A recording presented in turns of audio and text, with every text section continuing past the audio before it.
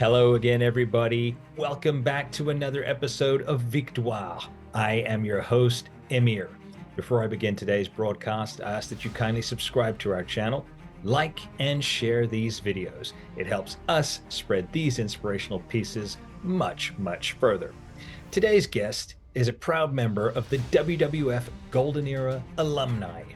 Throughout the 1980s and 1990s, he competed in the WWF and in WCW. Some of his highlights included WrestleMania 3, and then a singles run in which he played one of the most devious villains on the WWF roster. Ladies and gentlemen, this is the Mountie, Jacques Rougeau. Victoire. Victoire gives a special thanks to the EWF, Empire Wrestling Federation, and Mr. Jesse Hernandez, as well as SoCal Wrestling TV. Find the app on Roku. Sponsored by Clark's Nutrition and Natural Foods Market for all your high-end organic produce and supplement needs. California's own trusted tattoo company and mobile Body Art Bus, 760-645-0485. Looking to become a professional wrestler? Live in the San Diego area? Then unleash your inner primal with Primal Pro Wrestling, 619-971-1445. For all your professional wrestling memorabilia needs, visit the Wrestling Guy store, located in Huntington Park, California, and Phoenix, Arizona. If you'd like to order online, please do so by visiting thewrestlingguystore.com.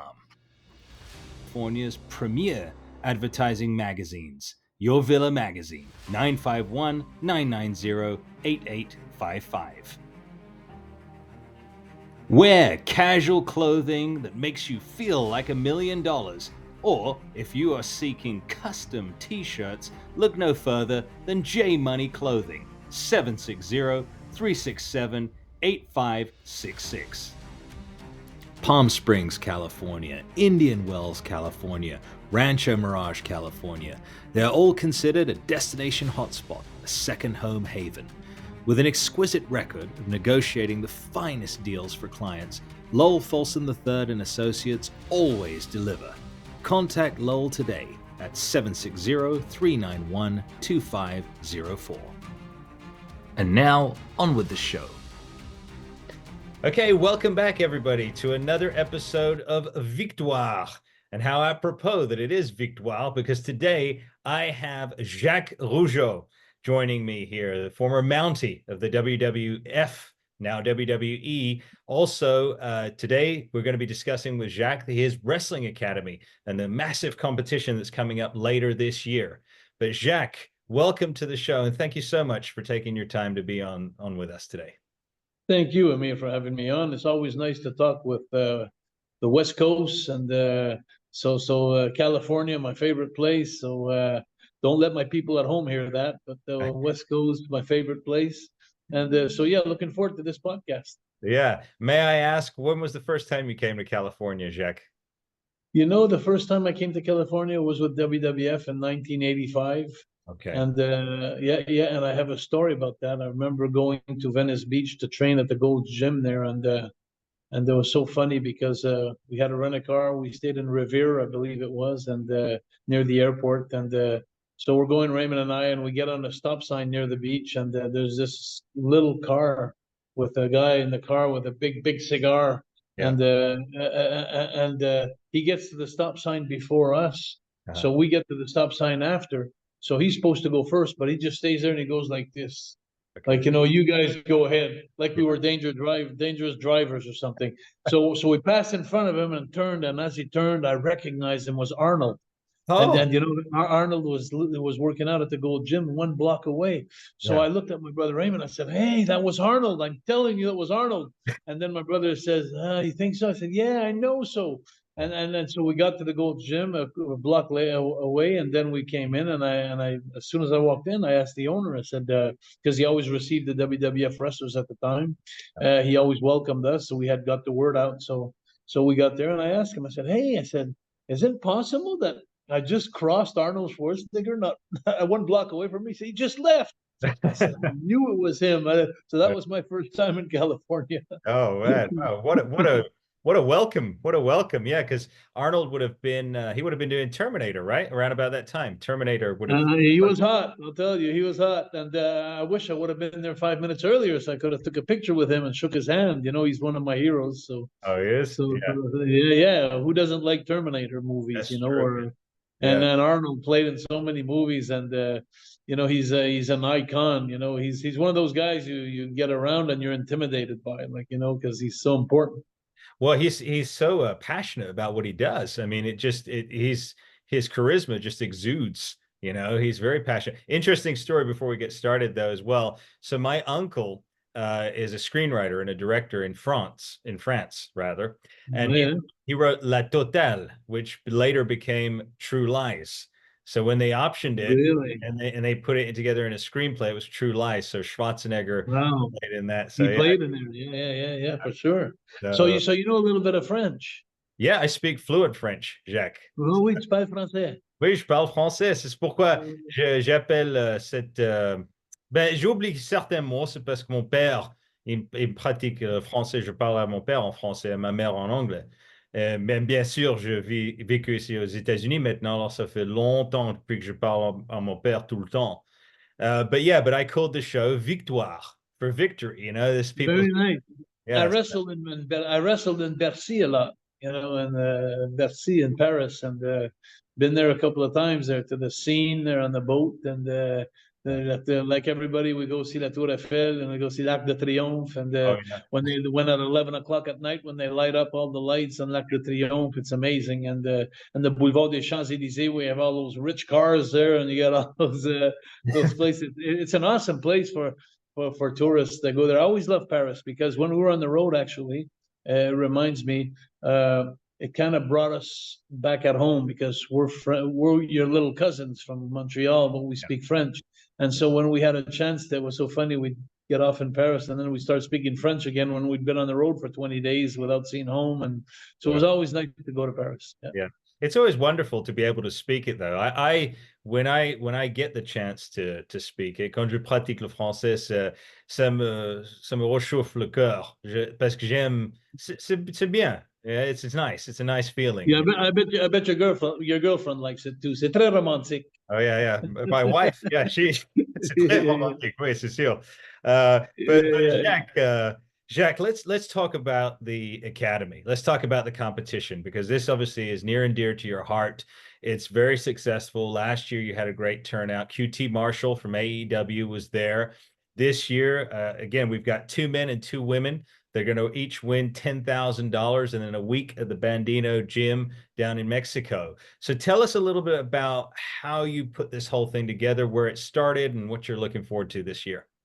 Well, you know, Emir, just as you're doing the presentation there, I just want to put you up to date. We just signed a new deal also with Sonny Ono. So the winners are going to go spend 1 week in Mexico. We're flying them down there and lodging them, and then they're flying 1 week to Japan.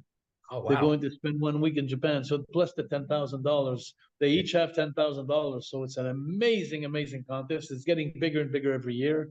The competition is getting so much bigger too, because when I started this project with my girlfriend 3 years ago, there was a lot of haters, a lot of non-believers. A lot of people said, hey, do you think Jacques Rougeau is going to pay that kind of money and do this and do that? And we had promised also that they'd have dark matches with AEW in Canada. And there were so many things going 3 months at the Nightmare Factory to train with Billy Gunn, Cody Rhodes, Wow, you know, who's a headliner everywhere in the world, and QT Marshall, to spend 3 months with them for free. You know, so it was a contest that not many people believed in at the beginning. And then as the winners, from year to year, they went on the first 2 years, and they went on to succeed to everything and get the money and get the trips and get the exposure around the world. Yeah. Then the big guns came out this year. So this year, it's like all the people that doubted this competition, it's like now you should see the lineup. If you go on wrestling-academy.ca, you will see the website, and you will see all the old timers. It's a great website. It's my girlfriend that did it. It's a great website. As you see all the old timers, you'll see Ric Flair, Bret Hart, Undertaker. You see them all. They're all saying a good word about there's a bunch of them. Yeah. And then if you go down a little further down the website, you're going to see the contenders, the participants, which all the men. And then if you click on their picture, you have a video of them, little highlights of them. And then if you go down, it's the women's division, which is awesome also.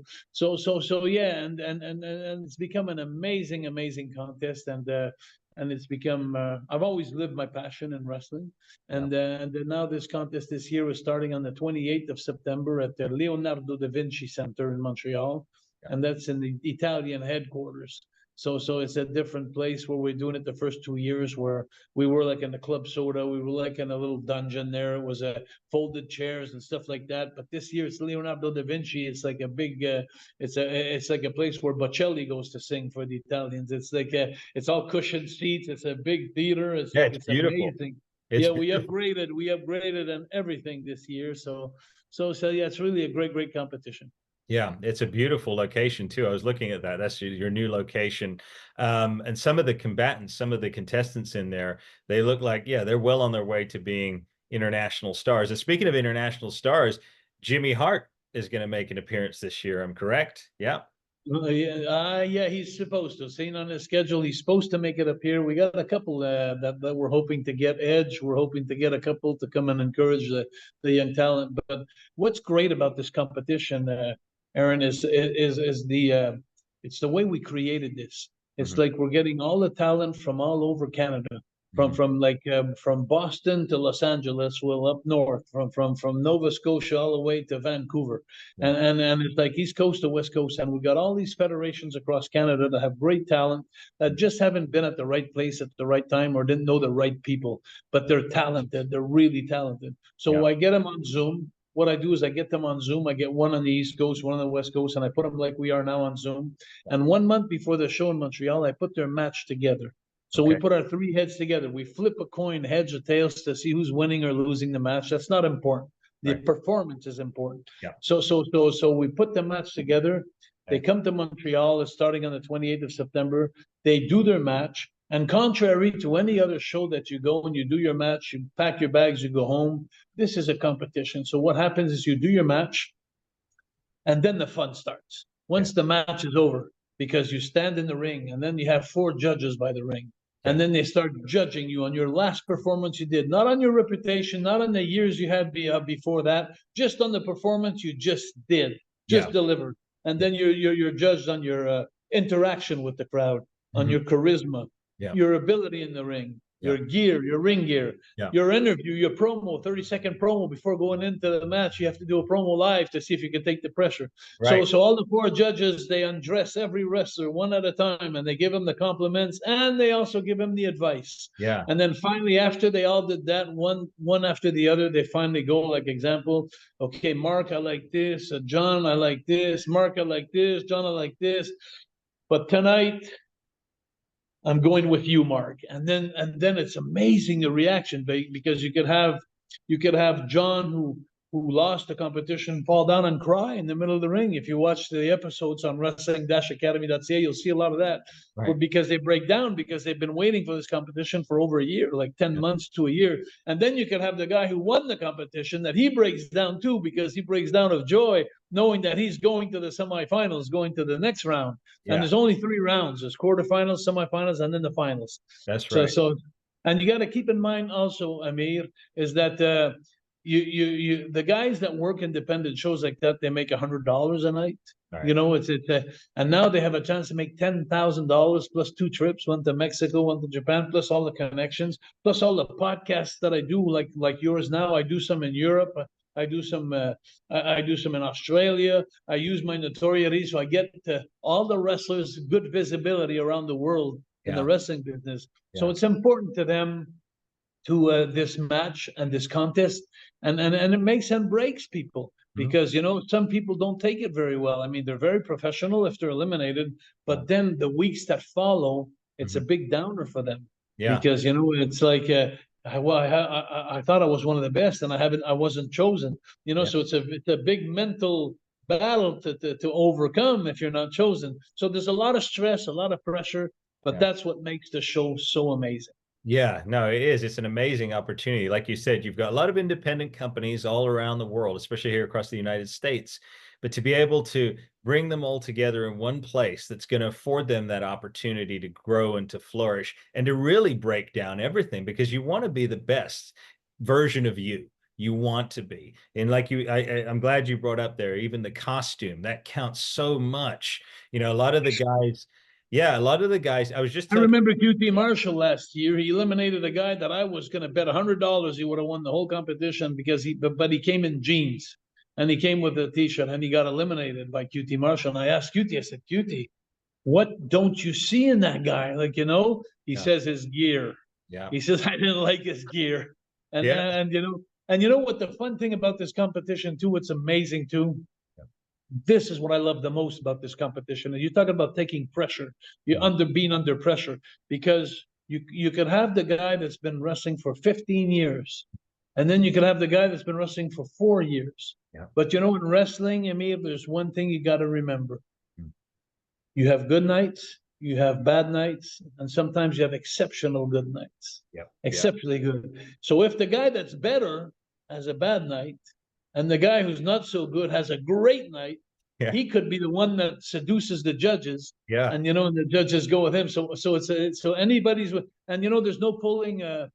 There's no pulling on nothing there. It's like I sit down with the judges before, and I tell the judges, hey, no personal feelings. Right. You judge it by what you see. Yeah. Whoever's best tonight, you choose. This is not, the match is pre-organized. I put it together. It's all choreographed, but the decision has got to be a real one. Yeah. So that's what makes this competition. And over the years, the talent that came, they all came up to me, and the ones that were eliminated, sometimes they said, "Oh, Jacques, I had an off night tonight, or something. I didn't have a good night. I think you made the right choice." So everybody respects the choices that we make, because when you look at the 4 judges by the ring, you got to remember there's 525 people behind them watching. So you can't fool them. No. And most of the wrestling fans, to be honest with you, they're as good as we are as far as judging. So they've been following it since they were kids. Yeah. So you got to go with the vibe and the feeling, and that's what makes this competition absolutely amazing. Yeah, like I said, I would applaud you again, because it's so important to have somewhere like that. And it brings to mind a question. So have any of the bigger companies asked to pair with you yet? Have there been rumblings between AEW and yourself, or WWE? No, they're all boycotting me now, but that's okay. But AEW was kind enough. Actually, it wasn't AEW. It was QT Marshall that was kind enough to join me at the Nightmare Factory and give the opportunity to be trained, And once you put on your repertoire that you've been trained by Cody Rhodes for 4 months, for 3 months, and then with QT Marshall and Billy Gunn, you got something to put down on your pad there, on your sheet. So and QT Marshall also, thanks to him, we've managed to make a deal that my winners were going on dark matches. Like, when AEW came for the first time in Canada, the very first time, they were in Toronto, and the very, very first match was my winners of Wrestling Academy. So if you go down the history books of AEW in Canada, it's Jacques Rougeau's winners of Wrestling Academy that were there. So they had a chance, instead of wrestling in front of 100 people, 200 people, they wrestled in front of 15,000 people and 20,000. So they lived the real deal, plus dressed in the dressing room with the real professionals. So what an adventure for them, So QT Marshall, I lift my hat to, and I thank him so much for that.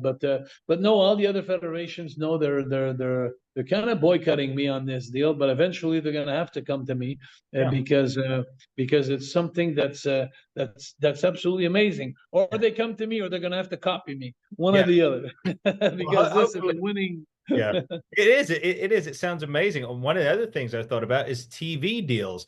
Has anybody in Canada approached you for a TV deal? Because it could be very, very interesting. This is amazing that you're talking like that, because the first 2 years I bugged every TV station production company in Quebec, and they all said no. They all said no. They didn't believe in the project. This year, the 4 judges. You got my brother Raymond, the fabulous Rougeau brothers, which is Raymond is known. He was he did voiceovers in France for many years. So, and then you got Gino Brito, an Italian legend who wrestled with Dino Bravo, Dominic Danucci, Tony Parisi. They were Italian connection, but Gino Brito's an icon in Quebec and many states up northeast. And then you have Tony Gattillo, who's an entertainer. He's an entertainer. He was a student of Gino Brito's. He knows wrestling. He's been there. But the other guy who's a judge, now it becomes really interesting. His name is Eric Young. Eric Young, he owns the biggest production company in Quebec. He produces shows, like he produced Céline Dion at the Molson Center and Star Academy. He produces big shows. He's got all the big superstars under his wings, and he produces TV shows and stuff like that. So I finally have someone that's credible for the TV department, if you want, to come and sit down. And when we went to sit down with him, he was so kind to us. And I said, Eric, he says, well, it sounds good, Jacques. He said, I'd have to take a look at your thing. I said, I'll go check it out this year. I said, well, why, instead of checking it out, why don't you become a judge this year and you come and live it? Yeah. So if he lives it, yeah, then it's do or die. Yeah. Because if he loves it or he doesn't like it. So at least we'll have an answer this year. So it'll be very, very fun to see his reaction. But one thing I did notice when I was sitting at the table with him, he followed my whole career. He loves wrestling. You know, so we have good chances that after he sees this competition, he's going to say, hey, there's something to do with this. We got to put this on TV. Yeah, for sure. I mean, I think it's definitely a positive, and I definitely think you're closer to that 100% to getting it, because when I saw it, watching it on the website, I said, yeah, this could be a TV event, as everybody gets. And especially, Amir, what you got to keep in mind too is that we are just a couple of jabronis that produce this show. Like, we're just a bunch of amateurs that put that. But if we get a real production company and a TV behind us, it changes the whole thing. Because I won't be a commentator if we get on TV. Because me, when I was commentating, it was a yay and whoa. I was more like a bushwhacker than anything else. But you're gonna have some more intellectual and more appropriate terms for the wrestling that we have now, the moves and everything. So my brother Raymond could still do it. But I mean, what I'm saying is, if you have a production company that comes in, they're going to say, probably say, Jacques, you run this show. It's your show, but you're not sitting at the commentating table. Oh, yeah.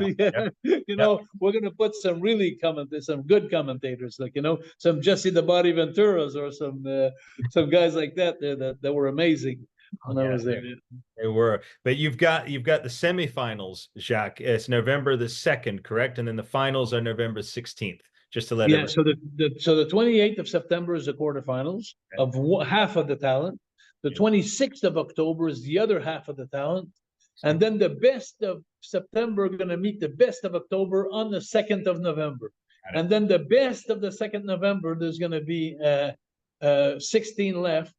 The best of them are the 8 better ones of the 16 are going on the 16th of November. And then the best of the 8, 4 men and 4 women, we're going to have 4 big winners that are going to be crowned and giving the checks. I can't wait to see their faces when they get that $10,000. It's like, I had one guy last year, he says, I got to win it. I got to have a new kitchen, It's awesome. But it's amazing. Like I said, not only do you get the opportunity to get exposure and go and train in these other facilities, you also get that much needed financial input. Obviously it's a struggle on the independent circuits. One question I did think of, though, is do you keep in contact with a lot of the talent after the show, and do you help them shape their career? Okay. I know I help them during the competition. Like, when I put their matches together, I give them advice. Sometimes, like you said, the competitors are chosen 10 months before the competition. So during that 10 months, I have a lot of the guys and a lot of the ladies that say, hey, Jacques, if I send you my matches, do you mind giving me input? And, I've been doing a lot of Comic-Cons in the last few years. I've been going across Canada for all the federations too, to sign autographs before wrestling shows. And then I do a lot of that, because when I get in the dressing room, it's like I'm an old man now. So they look at me like I'm an old timer. So they come up to me many of the talent come up to me and say, Jacques, would you mind, sir? Would you mind just watching my match? And I say, no, that'd be fun. Let me do that. So then I watch their match and then I help them out like that. So, but once they've been into Wrestling Academy and they're gone, I have contact with them just because they become Facebook friends. So, I follow their career. I like their things. I see where they're going, but I don't have time to follow their career anymore, because I have like 34 people that I got to follow right now, like day in, day out. And you know what? There's one thing I got to be honest with you. This is like a big daycare. You know, it's like having I got a bunch of kids, Yeah. and so it's like it's not always easy or it's not always smooth. So, but it's fun. Where everybody loves each other in this competition. The respect is tremendous. I've had in the last 2 years. The competitors, when I put them online to put the matches together, I always finish my conversation an hour and a half later or 2 hours later with them on Zoom, and then I say, Johnny, are you happy with the match? Oh yes, sir. Yes, sir. Paul, are you happy with the match? Oh yes, sir. Oh yes, sir. Okay, fine. So now you guys come to Montreal and do what you got to do, and I make sure that it's evenly shared their time. Like, you know, that they shine everything they want to put in there, we put in there. And then if a guy has something really high flying or acrobatic or a little more dangerous, I always ask, Paul, I said, do you mind if Jack does that? Or Paul's, there's so much respect. So Paul, no, I could catch him. I'll do it. And then, you know, so there's a lot of love in Wrestling Academy, a lot of friendship. Yeah, that's really good. And you mentioned 10 months out is when you get your cast together, your competitors together. So how can people get in for next year, for 2025? Just explain that a little bit. Well, I take the 2 months break there. So we're going in September, October, November. So probably this year in January, you know, in January, you start sending videos. But the thing is you got to be Canadian. Okay. Yeah. So you can, and for the last couple of years, this has been growing so much. I've had so many people, wrestlers from all over Mexico, the States, everywhere. Jacques, are you going to make this international one day? Are you going to make this so we could all come? And I'm always thinking about it, you know. But to be honest with you, last year I was trying to talk to my girlfriend. I said, hey, maybe we should do it, you know, North America, like, you know, Mexico, United States, and Canada this year to get a little bigger. And we finally decided, here we are to help the Canadian talent. Like, you know, this is our home. I'm trying to give back to our home. And, you know, but it's tickling me. It really is. It's like my mind is like 100 miles an hour. So I'm thinking, if ever one day AEW or WWE approaches me and say, Jacques, we'd like to do the concept, you know, around the world or something, would you mind doing it? I'd say yes, right away. Yeah, absolutely. Now, going back to the concept itself, getting it together, because obviously before you had a school, and you know, for the viewers that don't know, I did some research. Obviously, your sons were in the business; they didn't want to be in the business. That kind of broke your heart a little bit then. But then, how did this idea to start the academy, and then what was the effort like to get it? Because obviously, there's financial, there's legalities. So, what was all that like, bringing it together? Amazing questions. Well, first of all, I got to tell you, it starts with. I'll start with the reason why how this came apart upon. It's because of COVID. COVID. I think every athlete or every superstar, they started a podcast. So I started my podcast, and so there was nothing else to do, you know. So we wanted to stay alive. We wanted to stay visible in everybody's eyes. So podcast was the way. So fortunately, I had so many friends and contacts in the music, the hockey, the baseball, the entertainment business. So it was easy for me to get some people, some guests to come in my podcast, and I mean some top guests. I had GSP in my content in my podcast. I had a lot of big names from different disciplines. So then one day I got this girl that I asked her to come. She won the Star Academy. Star Academy was a singing contest in Quebec, where they brought all the best singers from Quebec from all over the place, and they eliminated them like we're doing at Wrestling Academy. They eliminated them, and then the big winner would go sing with Celine Dion at the Bell Center, like, you know, in front of 20,000 people. Yeah. You know, so that was their contest. So when we had Marie-Hélène Sibert, who came in my contest, in my podcast. So after she left, you know, we had a lunch. My girlfriend always prepares a little snack and this, and we're talking and that. And she left. And when she left, I looked at my girlfriend and I said, wouldn't that be amazing if we did a Wrestling Academy instead of Star Academy? Like this Wrestling Academy would bring all the Quebec wrestlers together. And then my girlfriend, I says, well, she said, we could bring all the Canadian wrestlers together. I said, yeah, but whoa. I said, you know, there's about $20,000 of flights, and there's about, like, you know, airlines, and then there's hotels, and then there's, so we start thinking about all that. And I have a couple of friends of mine that they're kind of wealthy. So I went to sit down with them and propose them, and they love the content, the concept. And so like this year now, to be honest with you, there's no filter with me. So the first year we lost $15,000. We paid out of our pocket because we didn't make all the money. Same thing last year.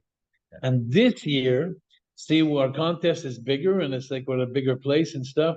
We're gonna need approximately 75 to $80,000 just to produce the cost of $40,000 in winning, the 20,000 in trans, the 10,000 in hotel and stuff, and all the expenses that we have around. Maybe $80,000 it's going to cost us a show. And as of now, we got near 65,000, so we're still like 2 months away. Yeah. So we're going to probably break even this year, which is amazing. But it's all thanks to our sponsors. And I want to take the time, if you don't mind. There's four big sponsors I want to say. The group Millennium Micro gives $10,000 to one of the winners, and then there's the Autobus Menard, the group Menard, they're giving $10,000.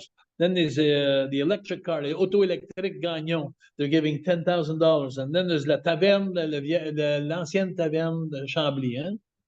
C'est ça, la taverne de Chambly. I'm checking with my girlfriend, she's my boss. Yeah. And so those four, La Taverne de Chambly, and those guys are making this possible. And you know how it is when you organize something like that. And then we got also Christian Labelle, and Christian Labelle, and he's a representative of Beneva. And then you got SMT, who's been there for a couple of years. So those two are paying for the transportation. Wow. So now we got the four winners and we got the transportation paid. And with the gate that we're going to have, we're going to be able to make it up, at least, to pay the venues and the hotels. So we're doing good this year. Yeah. And so we're very happy. So this is how it all came upon us, because of so there's one thing out of COVID that brought something good. It's this competition. And you know what, Jacques, what you just described is you are like a Hollywood film producer. That is exactly how they put together a production. It's amazing how and you've really? you've never done this before. That's how I worked in Hollywood for a while. I was really a screenwriter, producer, so I understand how the business works. And what you just described, you basically just produced a TV show. So congratulations. Wow, it's amazing. Well, thanks. I appreciate that. Wow. So it's always, like I said, in wrestling, maybe it's like that in Hollywood. It's not what you could do, it's who you know and being at the right place at the right time. Yeah, absolutely. Absolutely. But Jacques, you've got such a passion for the wrestling business. So we'll segue a little bit now, because I want to get, for the viewers who aren't familiar with Jacques Rougeau, I really want to delve into this, because you are one of Canada's most celebrated wrestlers. You're an international superstar. You're third generation, correct? Your grandfather, your father, you. My granduncle was my granduncle, Eddie Auger. And then my granduncle, Eddie Auger, had a sister who had two sons that were Johnny and Jacques Rougeau. So that was Johnny and Jacques Rougeau, the second generation, which was my father and my uncle. And then there was Raymond, myself, and Armand, the three kids of Jacques, who were the third generation. And then my three sons that were the fourth generation. Gosh. Yeah, a big family history. So tell us a little bit about, let's go back in time then to your childhood, and how, obviously, you're watching your dad, you're fascinated by it. Did you have any other goals any other thing that you wanted to do in life, or was wrestling it? I think, it's so funny that you say that. You come reach into my heart when you talk like that, because I go back in time, and I think that the people say, what do you want to do when you want to grow up? Or me, it was, I want to be like my dad. My dad was my hero. I was 4, 5, 6 years old. I was saying that to a guy yesterday, and I was going to watch him wrestle at the Paul Sauvé Arena every Monday night near Montreal.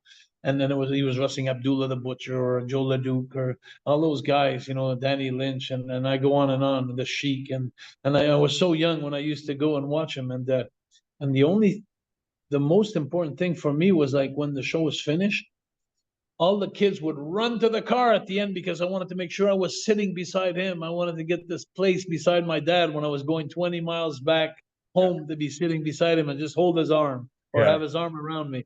My dad was my hero. And so I was put into a position where, and I was the third son.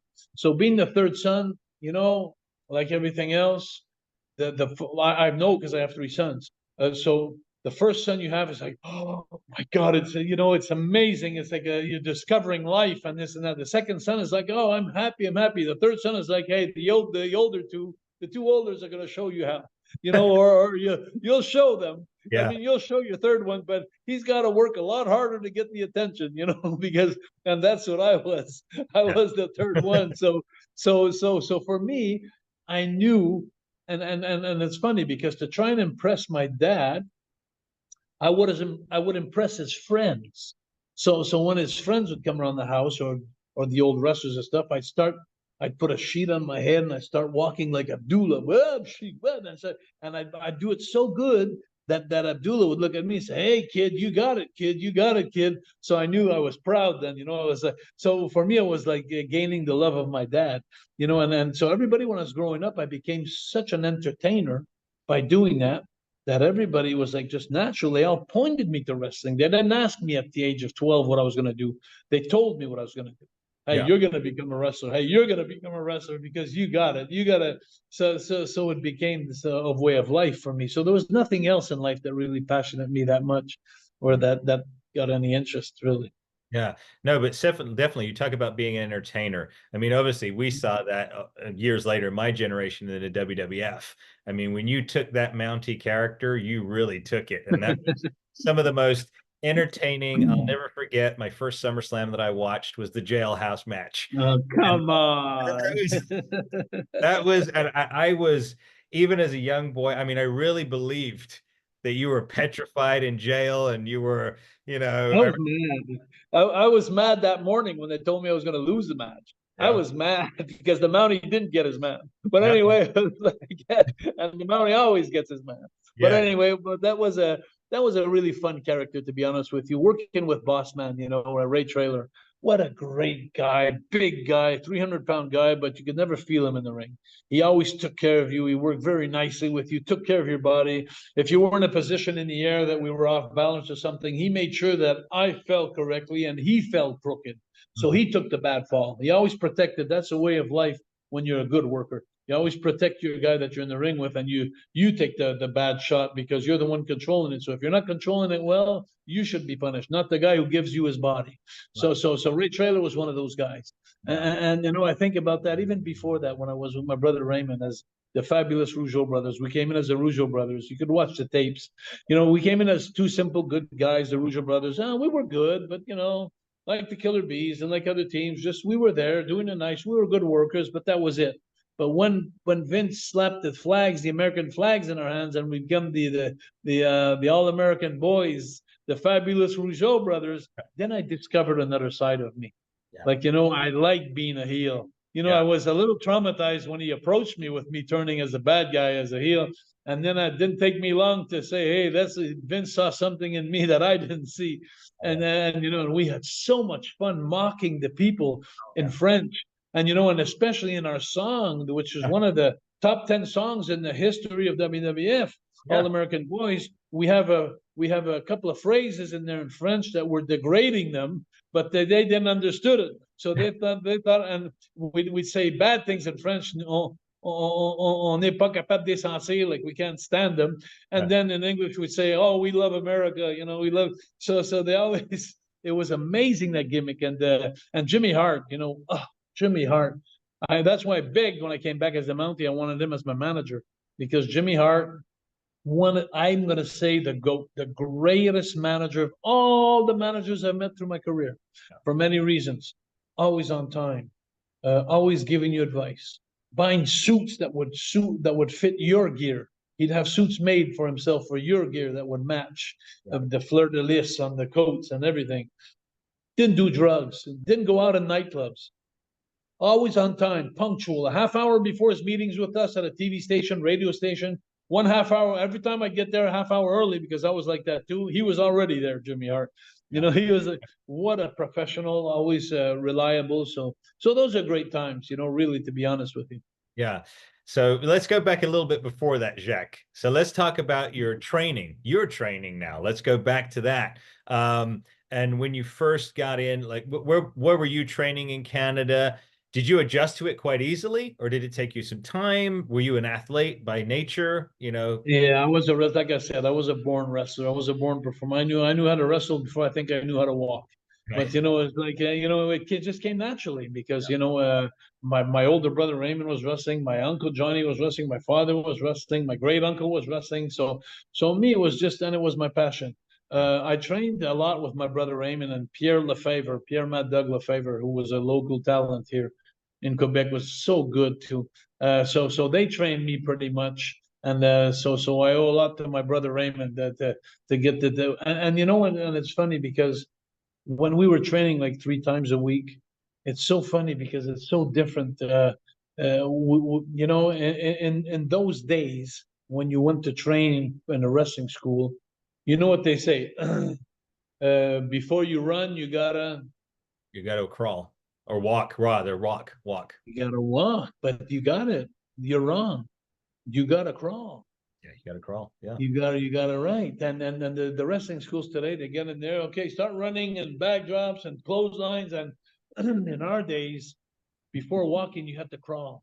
And that meant learning how to fall, protecting your opponent. So many things that were basic, just basic, working with the left arm, always telling a story, coming back to the same arm or the same leg you were working during the match. Make a story, make some sense. There was a story. And so I was raised with that philosophy. So when I had the chance to work in Atlanta, Georgia in 1981, I did a few territories before that. I started in '77. I went to Calgary for Bret Hart's father, Stu Hart. I went there for a couple of years. Went to Mexico. I learned how to work with the right arm because in Mexico is the only place on the planet where you work with the other arm. They grab the right arm instead. That's why I'm sending actually my winners of Wrestling Academy to learn how to work with the other arm in Mexico. Yeah. And then I went to Kansas City, and then I went to Knoxville, Tennessee. I went to Pensacola for the Fullers. Robert Fuller gave me Colonel Parker, Robert Fuller. He gave me such a great break when I got there. He fell in love with my style, with my look, my drop kick off the second rope. He loved my good-looking Frenchman. He says, and this, so he started putting me in. That was really the first times that I started in the States becoming part of the scenarios, like in the storylines. And Yeah. so you get to learn a lot because not only that, I was a friend of Robert. He was the boss, the booker. So I was traveling with him. So I was also learning a lot about the bookings. And we were doing the bookings together. So he involved me, actually gave me the heavyweight championship against Joe LeDuc. And the Joe LeDuc was a big guy in the champion on the heavyweight, but he shaved my head. We did a thing where he put ether in my mouth, and because we were both from Montreal, so we had that competition there. And then so Robert was really good to me. And once I started learning the storylines, and then I went and another thing too, I gotta say, which was amazing, Atlanta, Georgia. I'm coming back to Atlanta because I worked for Ole Anderson and who was the booker, and Ronnie West, the referee. And those were the days of Wahoo McDaniel, Tommy Rich. You're talking about the Thunderbolt Patterson. You're talking about the great talent that were there. Ivan Koloff, the Giant, Andre the Giant, who was a friend of mine from since I was young. And then so all the big talent, Ric Flair. I had a chance to work with Ric Flair in Atlanta on the Atlanta TV at the TBS. And so when I went there, I was there for a year and a half, and I was getting beat by everybody. I wasn't yet at the stage where I was in the storylines. I was just a jobber, a guy who does favors to everybody. But I was so good at doing favors that Ole and it kept me for a long time. He liked my work. He liked when I was opening every show, because every time I'd open the show, people, they'd go like, "Wow, this is going up. This is good. This is good. I hope the second one's as good as this one." Yeah. But the best part of that was working in Atlanta, compared to Pensacola or Calgary or everywhere, Kansas City or Tennessee. When you worked in Atlanta, you were on twice a weekend on TBS, which you were seen from Boston to Los Angeles. Okay. That was the only TV station that was seen across the United States. So I was in one territory in Atlanta, working Macon, Valdosta, Atlanta, and Marietta, and all those places. But I was seen around the country completely in all 50 states, 52 states. So the exposure. So when I left Atlanta, my phone started ringing. like, you know, people wanted to have me because they knew I wasn't, you know, top talent, but they knew I knew how to work, and I was flair, I was good looking. Like, they knew they would draw the girls, you know, and then that they'd have the charisma and everything. So my doors opened pretty much everywhere there until I reached a couple of more territories, and matured in Montreal a couple of years too. And then in '85, Pat Patterson, he asked me with Raymond to go to WWF, Okay. and so that was the beginning of another era. Yeah. And with Raymond, so when you were working in Atlanta and that time, where was Raymond at that time? Was he still in Canada? Raymond was in Atlanta with me for a while, for a couple of months, but Raymond would only go, like, he would only go 1 month or two to Atlanta for a couple of years, but then he'd go back home. Raymond wasn't a traveler. He wouldn't go in territories. He wanted to stay home. Raymond was a homeboy. But Raymond's the one who opened the doors for me actually in Atlanta. He was there. He was working for Oli, and then he said, "Hey," he said, "maybe you want to take a look at my brother," you know, because he was leaving Raymond. And then before he left, I spent a couple of months with him, and then he left, and I stayed a year and a half. And then but Raymond's the one who opened the doors for me there. But Raymond was more the type of guy, like in the winter he would wrestle once a week up in Montreal, and the 6 days off he'd do something else, some real estate or things like that. He wasn't as guy like me that was working like territories 7, 8 times a week and just dedicating my life to that, like becoming a superstar one day, hopefully. Yeah, no, it was wonderful. What's the age difference between you and Raymond? About 5 years difference. 5 years. The Raymond's gonna be. See, I'm gonna be 65 next year, so Raymond's gonna be 69. So we got four and a half, Four and four a half, years and a half difference. Yeah. 4.5 years. Okay, so when you reach that point when Pat Patterson wants to bring you into the WWF, so at that time you come in, you're the Rougeau brothers. You're not the American flag wielding No. Rougeau brothers at this time. So can you describe to us what that was like for you? Because obviously WWF is you know, It was what was, amazing. yeah, It was amazing. It was amazing. I mean, it was a dream come true. It was bigger than life. It was like our first time we made was Sydney in Australia. You know, around the world. You know, it's like we did 37 hours of airplane to get to where we're going to wrestle, yeah, and then we did Melbourne, Adelaide, we did Perth. You know, we did all Australia for a tour there, and it was amazing because everywhere where we'd go, we were received like with limousines, with stardom, and then almost like, and Hulk was so big and so huge. Like, you know, we had Hulk on the tour with us, and it was like Michael Jackson arriving, but it was Hulk Hogan, Hulkamania. yeah, And then, you know, so that was absolutely amazing to travel with him, to wrestle in front of 20,000, 30,000, 20,000, and then do the WrestleManias. Holy mackerel! At WrestleMania 3 was one of my best ones I did with Raymond against Beefcake and Valentine. that's And right. there was like 93,000 people in the place in an indoor building. 93,000 people. I was used to. Now there'd been a couple of years that we'd been there. I've been used to 20,000 people, but 93,000 people.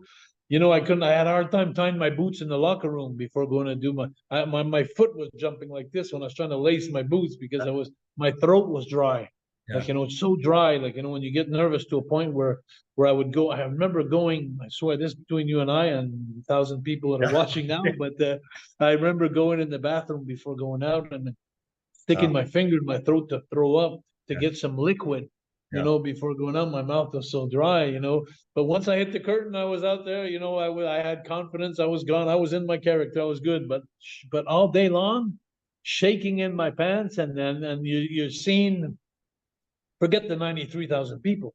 You're seen in every arena around the world that's sold out, but there's only giant screens. There's no wrestling. They're seeing you on a giant screen, you know. yeah, If it's almost, it reminds me a lot of, to be honest with you, of AGT or something like that, or The Voice. You know, yeah, they go up there, the young performers, you know, and the whole world is watching them, and it's like you make it or break it, buddy. It's like, yeah, you know, yeah, so it's like and it's spontaneous. So that's what it was really when I went to WrestleMania 3. It's like, now, my friend, is you're here, and it's either you're going here or you're going here, you know. And it's like so it was tremendous, and I had a chance do my big move there that Edouard Carpentier from France had showed us, La Bombe Québécoise, which Raymond holds the guy in the middle of the ring under his butt. And Yep. I climb up the top rope and I do I put my ass in his face there, like, you know, and it's I'm saying my ass, I apologize. It could have been worse if I put my package right in his face, you know, but it's like, but what a move, like, you know, it's a scary move Yeah. because, you know, I'm about 15 feet up in the air there and I got to aim there right there in his face, you know, and it's like, it's just, so I had a chance to do it and it came out good. So all we had a chance to show our talent. And, so we were very lucky. But one thing I always say to people in life, you make your luck. You know, we were training so hard, we were so serious, dressing nice, always on time. You know, we were so professional. Like, you know, so we did the work. Yeah. You know, so we were there because we did the work. Yeah. And so it was an amazing time. Yeah, it was amazing. A couple of things I got from that. One thing I wanted to ask you, did the nerves, do they always stay or do they go away eventually? Were you still nervous like at SummerSlam 92? They Just never go away, my friend. They never go away. And you know what? I always wondered myself. I always wondered myself about that. You know, even in acting and in anything in wrestling. You know, it's like, do everybody feel like me? Like I've been in the business for like 30 years now, and I still get nervous before going out into a match. Is that normal?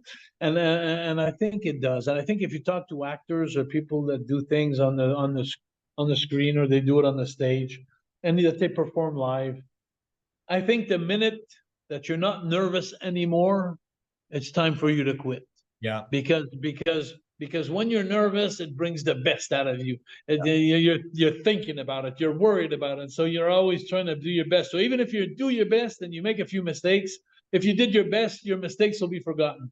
Yeah. But if you go out on the stage and say, "Oh, I can't wait to go home. I can't wait this to be finished," I think that's going to show in your charisma and your character and everything else. So I guess I did the right thing. I was, you know, it's so funny because I'll give you an example. On different levels in life, 20 minutes before I came did my podcast, I was nervous. Okay. I said to myself, and this is just a podcast, Yeah, yeah. but I was nervous Yeah. because I wanted to be good. Yeah. And you know, so when you're a performer, there's no stage of how many people, or there could be 5 people, 2,000, 20,000. You're always going to be nervous if you want to perform well. I Very, think so. very, very true. I feel exactly the same way. I've done a lot of these interviews now, Jacques, but every time about 30 minutes before, I feel the nerves coming up and they subside after about 10 or 15 minutes after we're talking. It kind of goes away. Breaks the ice. Yeah, Yeah. exactly. Just because you want to do your best. And I agree with you. If you don't feel that, then you shouldn't be doing it because you're not that passionate for it to get something of quality. So I think it's very important. But going back also to your move at WrestleMania 3 there, I don't believe I've seen that many people ever use it. You guys were really Unique. I think we're the only one that ever used that move. I believe so. And you know, we had so many good matches with them. I'm thinking of the Rockers. You know, I'm thinking of the Hart Foundation. You know, where we those were really classic matches. I'm going to tell you that I've had a lot of great talent to work with Tito Santana that I've always enjoyed to work with. Such a great worker.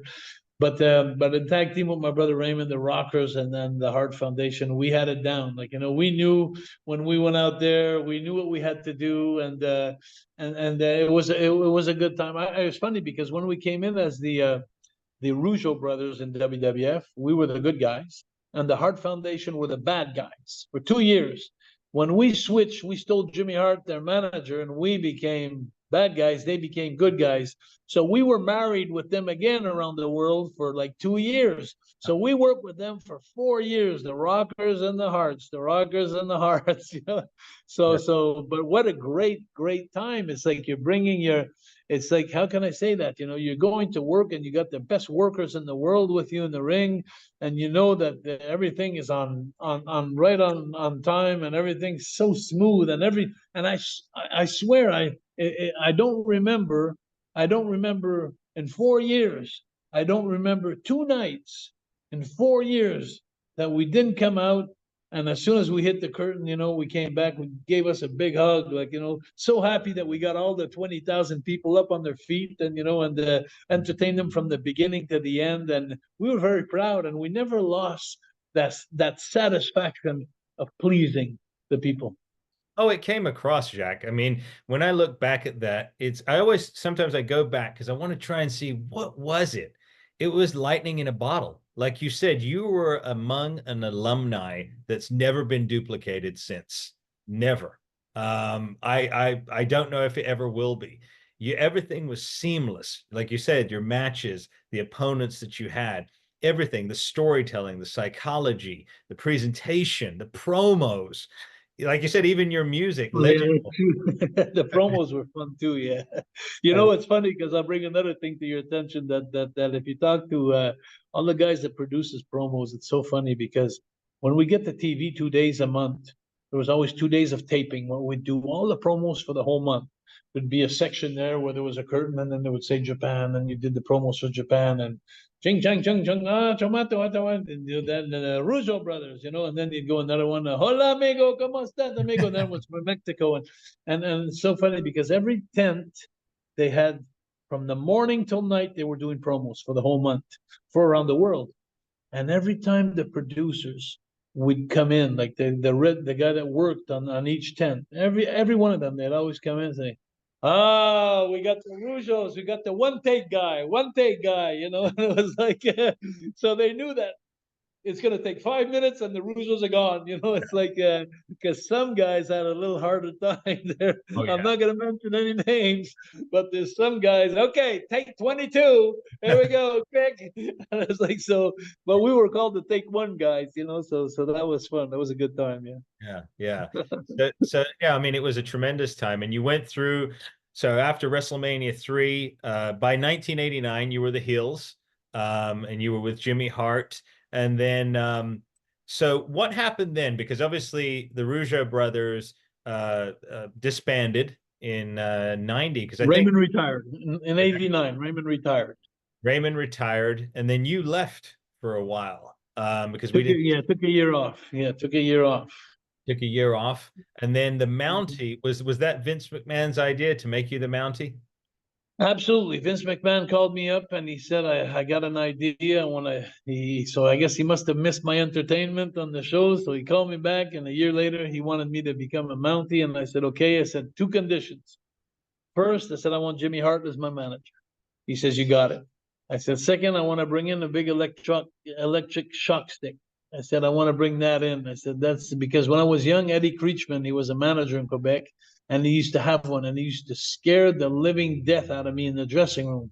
He used to come close to me and just tease me with it, and I was so afraid. So I was saying to myself, it got so over with me when I was a kid. I said, hey, if he did it, I could do it. So I took the same idea, made it a bigger cattle prod, and then so Vince said, yeah, let's do it, let's try it. And Yeah. so it worked. It worked amazingly. Yeah, so it worked well. Yeah. So we excited to be back. I mean, obviously a year off, Yeah. But being in singles was different. Was a little scarier. To be honest, WWF was a jungle. Let's not hide it there. You're talking about a bunch of guys that are on steroids, that are gone 25 days from home, and they don't see their wives, so they drink, or they pilled, or they're a month away. There was a lot of those guys. Yeah. There's a lot of normal guys, but a lot of guys that weren't normal. Yeah. So that were temperamental. Yeah. You'd see him in the dressing room one day, and hey, how you doing? How you doing, John? Then you see him the next day. I won't say what he'd say. Like get out of here. And you never talked to him since yesterday. You was his friend, and the next day you're not his friend anymore. And it's like, and I'm not mentioning any tone voices either, because I don't want to put any names out there that you'll recognize right away. But anyway, all this to say that it was a jungle. Yeah. So when I had to go back by myself, it was pretty spooky and pretty scary, to be honest with you. But thank God I had a couple of people there that surrounded me well, and but I didn't have my brother anymore to back me up there, So that was a different time, So obviously, what I'm garnering from this, you had a joie de vivre, and you really carried that, and you had that excitement, that innocence, excitement about you, which carried you over. Like I said, a lot of the guys, we know that they abuse drugs, alcohol, sleeping pills, all you name it. We've lost a lot, sadly. God rest their souls. But you kept on that straight and narrow. Do you think it was just your excitement, just in general, that kept you, You freeing? know, you know, Amir, I'm going to tell you something that's really going to probably have you think about this for a couple of days after we finish this podcast, but it's going to stay with you what I'm going to tell you now. Uh, in life, I'm just going to put it to you this way: you have normal people, Mhm. and here you have autistic people. I should be somewhere around here, there, like and so it's like I've always been a I've always been a smart guy, but it takes me a long time to understand.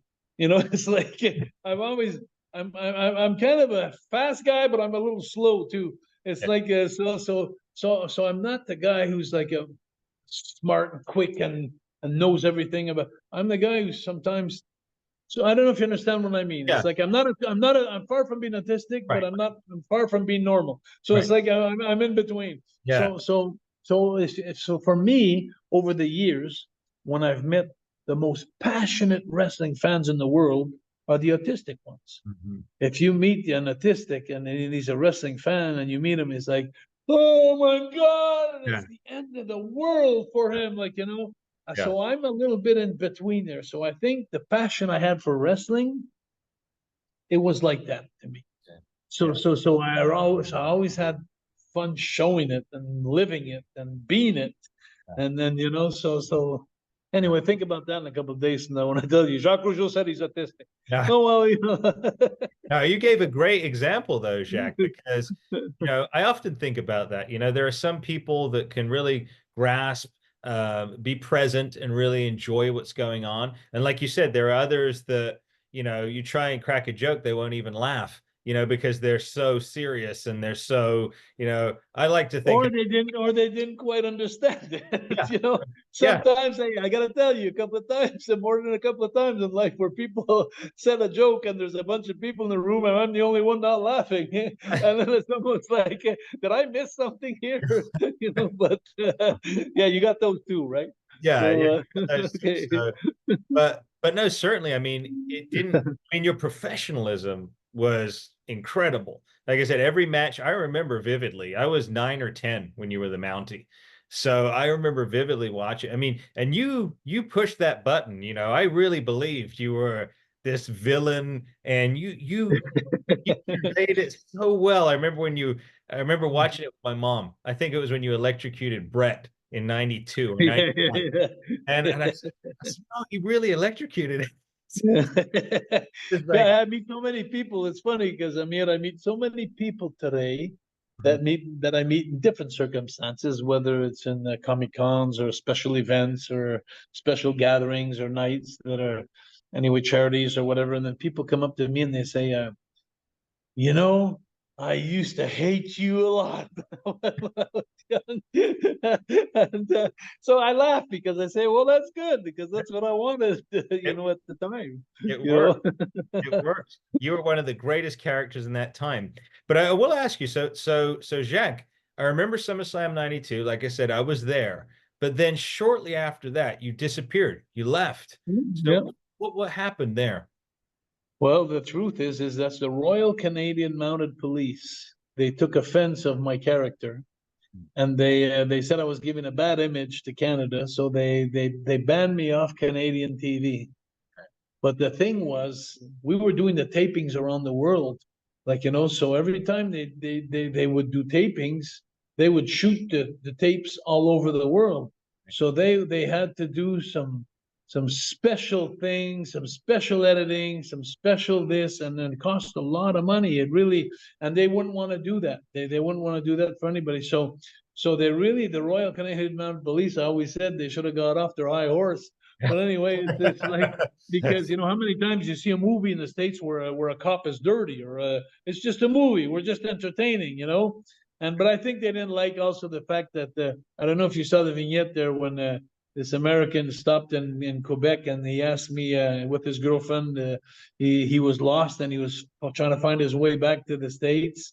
But Oh, anyway, if you ever find that one, it's so funny because there's this vignette I did where This guy stops beside me, puts his window down, and he asks me, he says, "Excuse me, officer, excuse me, officer." He says, "We're lost. We're trying to get back to the US. Can you help us get back?" And I'll give you the short version there. So anyway, I get off my horse and I tell him to go in the back of in the front of my horse. I put the head of my horse up like this and I say, "You see this part of my horse? It always points to Canada." And then I go in the back of my horse, I lift the tail up, and the camera's right in the arse. Oh my, And I said, "Do you see that part of the horse? It always points to the United oh States." my And the gosh. guy jumps in his car and he takes off. So I think the Mounties didn't like that video because we were giving a bad image for the Royal Canadian Mounted Police. They have no sense of humor. Yeah, But that's a classic, man. I think I did remember that one actually. I think I did. but anyway, So, so so, anyway. so that's why when you came back in the Quebecers, you said we're not the Mounties. Exactly. Vince was pissed off because Vince was said he was making a lot of money with the Mountie, like Yeah, my Mountie gimmick was so over everywhere. yeah, So he had invested a lot of money and time in me, and so he was mad. So he kind of gave a shot back to the Mounties, like we're not the Mounties. So we took all the emblem of the Mountie off, kept the same suits, cut the sleeves, and we became the Quebecers. I But always wondered about that. Yeah, but what were you doing in your time off then? When that in '93? Because I don't remember seeing you in '93. I took a year off again. I was raising my kids because Okay, I was going home changing diapers. But okay, anyway, after that, I was doing shots also. I was working a couple of indies. I'd go work for Carlos Colon in Puerto Rico. I'd work with Abdullah there. I'd work a couple of scenes, but not much. I wanted to take the year off sabbatically because when you're on the road like we were 25 days a month, yeah, I did that for 10 years. yeah, It's like off and on, and but mostly on because I had 2 years off out of 10 years, yeah, 11 years. yeah, So it was like once you get away from there, you need a break. yeah. It's like I swear to God, you need a break. It's like it was so hard. People have no idea. I wish I could share my emotions. I could tell you in writing, but I wish I could share my emotions of being on the road 25 days a month. And then the last 4 or 5 days for coming home, you're waiting, counting the minutes, the hours to get back to see your family. And then the first flight you get home, imagine if you don't have a flight on time going home or anyway. So you got 3 days to go home. And then the first day you go home, you're such a nervous wreck, you're such a speedball, you're such a, Right, it's like you're living in another world. And then the second day you're there, you do your washing, you do your thing. And the second day you're home, you're thinking, "Oh my God, I'm leaving in 2 days." right. It's like, so it was horrible. It was Yeah. like a horrible life. We gave our life to this, and yeah. Yeah, you definitely did. Yeah, we'll go back to that in a little bit. So I wanted to talk about obviously coming back as the Quebecers now. You come back to a much different WWF. It was distinctly different in '93 and '94. And now you're with I remember him as Jean-Pierre Lafitte, but he Yeah, was Pierre Jean, Cornwall. yeah. So now you're wrestling with Jean-Pierre. Was it as seamless as when you were wrestling with Ray, or was it a little more difficult? Completely different. Completely different. Me and Raymond played the the the cheating heels, like the devious heels, and but Carl, we came in as the tough guys. Like we came in with all these innovating moves, big killer moves. Carl was 300 pounds, so I kept bouncing him around my opponents from every which way possible. I remember him. I don't know if you remember him going to the top rope, and I'd take his hand and Yeah. do that tour. We do that tour. We call it that tour from France, as a matter of fact. And we'd kill our opponents, like just kill them. And then we had the ones where I get a Boston Crab on the guy, and Carl would come off the second rope with a leg drop behind the back of the neck. And when I had him in a Boston Crab, Yeah. almost like a sharpshooter there, but a Boston Crab. Yeah. And so we had all these moves. Then we had the guy when we'd shoot him in the rope. I'd shoot the guy in the ropes. I'd get down to my knees. No, actually, I'd had the guy standing beside me. Pierre would start running into the ropes. I would get down to my knees, and when Pierre would come off with a big clothesline, I would give him a clothesline in the knees where we'd flip the guy. And they were all devastating moves, but every move we did, Carl and I, was tag moves. We needed each other. There was Yeah. no single moves. We didn't do nothing by ourselves. Everything we done was we need each other. We need each other. And Yeah. we came in the first night and we beat the Steiner brothers for the World Tag Team Champions and Monday Night Raw Yeah. and won the titles 3 times. And then the year that followed. Yeah. So it was a great run, a great exposure, and that was fun. No, it was amazing. I remember, when you guys left, I was upset because I like the Mountie, and I obviously then seeing you again with Jean-Pierre, and I like the Quebecers, but you did surface again as the amazing French Canadians in WCW. Yeah. Uh, Yeah. but how long were you there? Because that wasn't very Not long. long. We had a year contract, but Eric Bischoff didn't like us. Eric Bischoff, he signed us for just that was the year where they had so much talent and they were using only half of the talent. They just wanted to keep the talent from being in WWF. It was like a money thing, and also because Ted, the real story behind that is that the WWF had exclusivity in the big building in Montreal, the Molson Center at the time it was called, and they had exclusivity, so no other American company could come in Montreal to take the territory. But there was a law that was saying that les droits de la Charte de la Liberté du Québec, that you can't keep a Quebecer from renting a building if you're an American. Okay. So we brought that to the attention of Eric Bischoff and WCW. We said, hey, if you want to come into Montreal, I could open the doors for you. And Yeah. they said, no, they're exclusive. I said, no, they're not. They're exclusive with the States, but not with me here in my hometown. So, Yeah. they can't do this. So they really jumped on that. They said, but I'm going to do it with one condition. I said, I want to wrestle Hulk Hogan. I Mhm. said that was my condition because Eric Bischoff wasn't using us at all in WCW, and then so I said, well, I'm going to use this, and I'm going to give myself some good notoriety just to have this share the ring with Hulk Hogan, Yeah. which was my hero all my life, and Lord knows I didn't expect to beat him, Yeah. And, Beat him.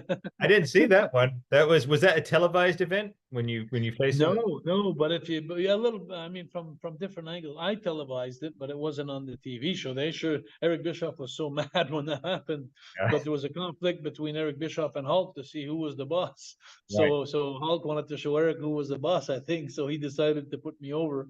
And so anyway, long story short is you could go see it on YouTube though. If you go see Jacques Rougeau versus Hulk Hogan, you could see the whole match. Okay. And that changed my notoriety, at least in Quebec, and many and now I have people in Comic Cons and people on podcasts that say, "Hey, Jean, do you realize you're one of the 14 guys that beat Hulk Hogan?" Yeah, that's big. And there's that. You should see the other names that are there. Like I have no business being there, but it's like they're all icons, really big icons, and so Well, that's amazing. Yeah, so I'll correct you on that. You are an icon in wrestling, Jacques. I mean, like I said, you touched a generation in with your athleticism, with your character, with your passion. It's living on now. We're still talking about it 40 years later. So I mean, you are, sir, you are an Well, icon. thank you. I appreciate that, Amir. That's very nice of you. You're saying that because you're a Frenchman at heart. I I say I say it for many reasons, but I honestly, like I said, I thank you. I figured thank you. everything. But you did come back once more to WWF in the late 90s, which again was vastly different from the kid version of the. Yeah, yeah. So It didn't work out. Jim Ross was in control then, and then Jim Ross had his favorites, and so it didn't work out. It just our time were done. My time was done with the WWF. I think my time was done also in the big leagues. Like they had used me for years and years. They used me for like almost 15 years in the big leagues now. So my time was done, and the talent was younger. The talent was different. The wrestling was different, yeah. and I think at that time. We were so disappointed, Carl and I, coming back and not getting any wins and just being like extras on the card, just like going back to where we started our career, and Jim Ross would book us almost like doing jobs every night, and so there was no more future. And so when you get at a stage like that in your career and there's no more light at the end of the tunnel, then you just say, well, what the hell, so your passion goes and everything goes. But we weren't in Jim Ross's plans because, I always say that to people, I look at people that should be in the Hall of Fame. Like I look at Steve Lombardi Mhm. and Barry Horowitz, Yep. guys that were the extras for so many years. Steve Lombardi was an extra, but who do you think created all the talent? Mhm. It's those extras. If you didn't have it takes two to dance in wrestling, Yeah. you know. So for me, it's like when you have been in the business so long and you feel like you're coming to an end of your run. I wanted to I wanted to leave. I didn't want to be the ones who's not getting bookings anymore. Like, yeah, so when we I called my last retirement, like, well, I'm out of here. I told Carl I'm out of here, and that was pretty much it. Yeah. What do you think, Jacques? You brought up a valid point there because I used to think that having the enhancement talent like the Barry Horowitz, Dwayne Gill, I remember he would pop up frequently. I think even Jim Powers segued into that. I think it made for such more compelling television because then you'd save your star matches for Saturday night's main event or WrestleMania. So were you there? Why did they do away with that and just change? Because just like you've got a main event every time you Well, watch TV now. well, I think it's like in hockey. Mhm. I could compare hockey because I like hockey a lot. So it's like you have a coach that or general manager that gets fired in a team, and he has his guys, his coach, and his people underneath him. But once the general manager is fired, a new general manager comes in. He's got his own friends. Yeah. He's got his own people, and it's not because the people weren't good. It's just because that's the way it is. And in wrestling, you had guys. I'll give you an example. Raymond and I, we were 4 years in WWF, and we waited 4 years to become tag team champion. And we were in line. We were really in line. And on the fourth year, Pat had told us. He kept telling us, like, it's coming, guys. It's coming, guys. It's coming, guys. And and we were the fabulous Rougeau brothers. We were ready to take the titles, and out of nowhere, Bobby Heenan shows up, and he shows up with Arn Anderson and Tully Blanchard. It's his team that comes in. Like, he's got his connections, his friends from the. So they came in and they passed right in front of us, and they gave the belts to them. And that's what Ryan Raymond looked at me. We were in California, as a matter of fact. We were going from Los Angeles to San Diego. We were on that. I think it's 401. I'm not sure anyway. I can't remember the highway. The one that follows the Or five, 405, 405. And we were going down, and I remember me looking at Raymond, and they just took the belts, and I looked at Raymond, and I said, "We're not going to get our chance." Bobby Heenan's now he's right hand man of Vince. He took a lot of space, and so we weren't part of the clique anymore. Like, part of the so we weren't part of the plans. So that's when Raymond decided, I had enough. I had enough. That was his time. So you reach a time where you have hopes, and you have dreams, and you, as long as you have uh, hope. What's the expression? Tant qu'il y a de la vie, il y a de l'espoir. Mhm. Like, as long as there's hope, there's life. Yeah. But when you lose your hope, you lose your life. Yeah. And so you don't, because it's so demanding to be a wrestler. It's so demanding to be on time. Hey, going to bed at 11, 12 o'clock at night, and after your phone rings at 4:35 in the morning to get up to bring back the rent-a-car, and then to go in line at the airport, and then to fly 3, 4, 5 hours to land, and to get another rent-a-car, to find a gym, and then to find a tanning salon, and Yeah. then going to eat, and then rush to the building, and then be there all evening, and then go to bed at 12 and start the next day. When you give it's so much time and so much effort, that you have to have some kind of dreams. Yeah. Like, you have to have some goals, actually. Yeah. And when those goals are taken away from you, I think that takes a lot of juice out of you. Yeah, absolutely. Well, for somebody who is looking to get into the business, Jacques, what would you say some of the great prerequisites would be for them in terms of pre-wrestling? So any other athletic endeavors that could help them get prepared, morals and values, things to stay away from. What would your advice be to somebody considering? Jeez. You have an hour? Anyway, okay, let me tell you. There's definitely a couple of things I could. Wrestling has changed so much, so I'm in a harder position right now to be able to judge how to become part of the talent now.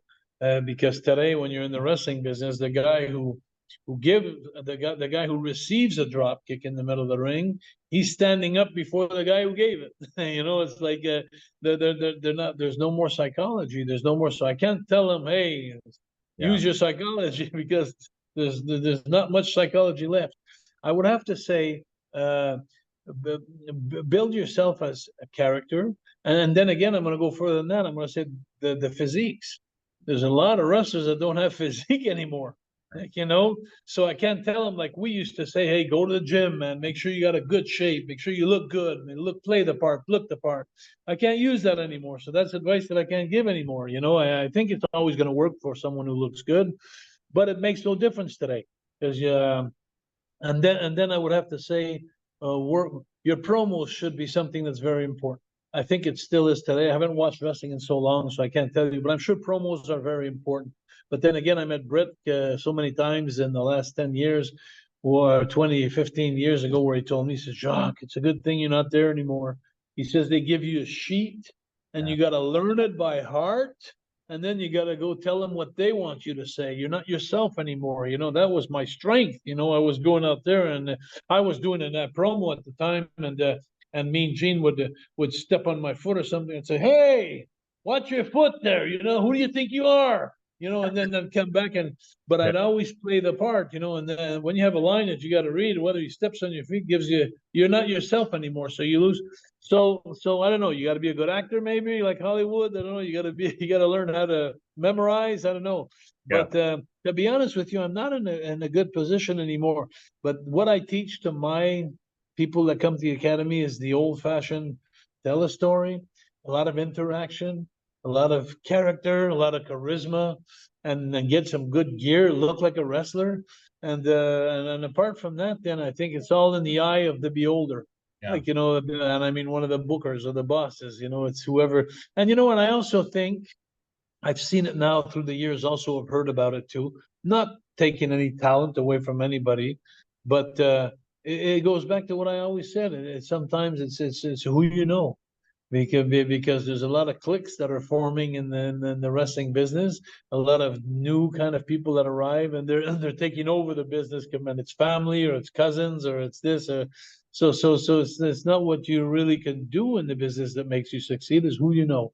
Yeah. So it's become a very, very hard place to make a home. I if someone tells me today, Jacques, my son wants to be a wrestler, I said, well, he better study though. He better find a normal job, and then if he wants to become a wrestler, but he better have something to fall back to, because the so many few that can live off wrestling and make it in wrestling. My God, there's just so few of it.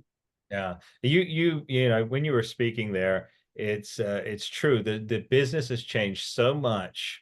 And I often wonder about some of the talent. Now, I mean, there are some great talents out there, but from everything you've said and from talking with other, legends, it seems like they're not focusing on the entire package enough. They're just focusing on one element and they're forgetting about all the rest. And like you said, there's not that much individuality left. I mean, you could distinguish Jacques Rougeau, the fabulous Rougeaus and the Mountie from the Rockers, from Demolition, from the Legion of Doom.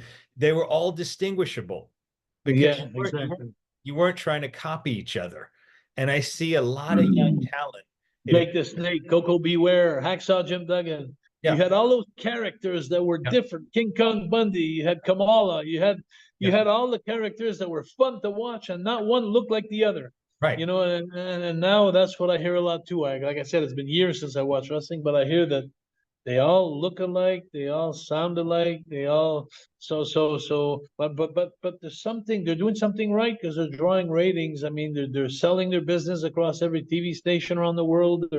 So who's right and who's wrong? Right. That's what I ask myself now. I have this psychology, I have this thought about wrestling, but now I think that, and I go back to the days when my dad and my uncle used to wrestle. There was in the '70s, '60s, and '70s, and then we started with the high flyers. Well, the Hacksaw Jim Duggan also, the Coco Beware and this, and where my dad was going like, like what Yeah. the hell is that? Yeah. Yeah. That's not wrestling, but they were drawing more money and they were drawing more. Yes. So I think times changes, and I think that the human being is very vulnerable to stay in the same habits and the same things that they were brought up. So maybe we need to change with time, and maybe the ones that do change have a chance. Yeah, very true. Very true. A couple more questions, Jacques, for you. So after your tenure in the WWF, when that ended in the late 90s, so where did you go from there? Because you did have a school for some time. And the territory. I started my own territory and my own school, and did very, very well because I started something different. I started some family orientated shows, Oh, which good. my wrestling academy is still like that. So you're gonna ask me family orientated? Well, I'll tell you what I did. Um, there was no kicks, no punches. There was no, the girls that we had in the competition or that was today or that we had at the time, it was for their ability and not for their looks. Uh, there was no tables, there was no chairs, there was no swearing. If a referee or I mean if a wrestler would swear, he was out of my company. Because what I did is I went to every company door to door, and I kind of created a high flying acrobatic Walt Disney Soleil kind of show, where it was for kids for 4 years and older, and it was completely different, something completely different. And I went to every company in the whole province and told them, hey, give me your kids, and I'll entertain you and your kids so much without the swearing or the violence or the drugs or the and everything that was WWF. I got away from, and Yeah. I started something new, Yeah. and then people bought it. And I was selling out my arenas like 5,000 people, 3,000, 4,000, and and then no TV. I didn't have a TV station. It Yeah. was just me selling tickets with my girlfriend, going door to door and Yeah. getting 20 tickets in a company, 40 tickets in a company, 20. And also, what changed also is like, don't want to get into it now, but I had a very, very bad time with the British Bulldogs. It was an intimate bullying kind of time that I survived that, and after surviving that, I became so marked in my life, and that I started giving conferences in schools. So at the time I started my business, I was going into schools and teaching kids how to fight bullying without using violence. Okay. Just by working together, by teaming, and all kinds of tricks and everything. And every school in the province of Quebec, they took me in. So I'd have 600, 800 people, kids in front of me, and I'd give them a bullying conference. And Right. then after that, the kids would go home and they tell their father at supper time and their mother, like, hey, the wrestler came today, Jacques Rougeau. And they all knew me. The parents knew me because I'm very well known in Quebec. Oh yeah, he was there. Yeah, yeah. And it was so funny, Dad. At the end there, when he finished the conference, he took a big mat out and he body slammed my teacher, or he suplexed my gym teacher, or I was doing wrestling moves to the teachers at the end. Oh, And that's that was the reward that I started my conference with. I had 800 kids that are in there. They're not easy to manage. yep. And I made a promise at them. I said, if you listen to me for the next 30 minutes, you see that big mat over there? I'm bringing it here, and I'm going to give you a gift at the end. I'm going to take your teachers. I'm going to beat them up, and then all the kids would go crazy. So they'd all listen to my conference. Yeah. So you could hear a pin drop. So I had the attention of them the whole time. Yeah. So that worked very well. So I managed to really get involved with the community in good positive ways. I became spokesman for bullying over the years, in big events and stuff like that. So I always kept a good relationship with the fans. Yeah. No, that's remarkable because I mean, again, you have such influence over the youth. And you really have an ability, I'm a man of faith, so I think God has given you an ability to be able to reach people and convey good messages, and that's truly inspiring to hear that. Jacques, I asked this question to everybody. In your opinion, what is the meaning of life? The meaning of life. Meaning of life. The meaning of life. Live and learn. You ever heard that expression? Live and learn. The meaning of life is live and learn, and and uh, and be passionate. And just that was my thing all my life. Passion made me make. I'm 64 years old now, and I'm still living my passion. Yep. And so if you're a passionate person, and I always tell this, that I was doing this in the conferences too. I always told the kids, like, hey kids, uh, you're going to become adults soon, and you're going to start working in something. You have to live your passion. And I said, if you start something, you want to be somebody, you want to be something specific, and you try it and it doesn't work, try it again. If it takes 2 years, 3 years, try it again if it's your passion. Because, if you punch your card at work from 8 in the morning till 5 at night and you're not doing what you love to do, life is going to be really long. But if you do what you're passionate about, you're going to be like me. I'm 64 years old and it's almost like I'm 25. Yeah. I'm still living my dream. I'm still having fun in life because I like what I do. When I go to sell tickets, when I go to do conferences, when I do podcasts, when I do anything, I'm not working. I'm having fun, Yeah. because I'm doing what I like to do. Yeah, absolutely. And That's life. That's life for me.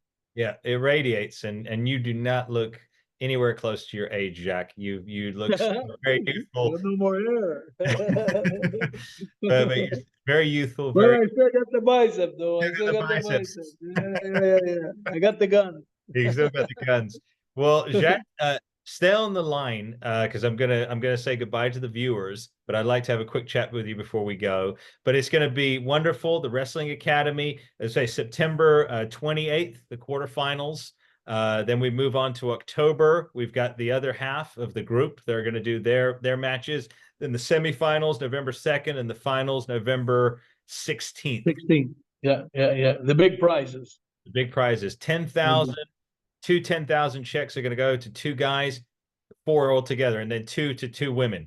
And then a week at Bandino's training gym in Mexico, and then off to Japan. Kyushu Pro Wrestling in Japan for a week. Sonny Ono, correct? Yeah, he's the one who made the contact. That's amazing, though, isn't it? I'm so excited. Now you're talking about it, I get excited again. I can't wait because, I'm asking promos for them.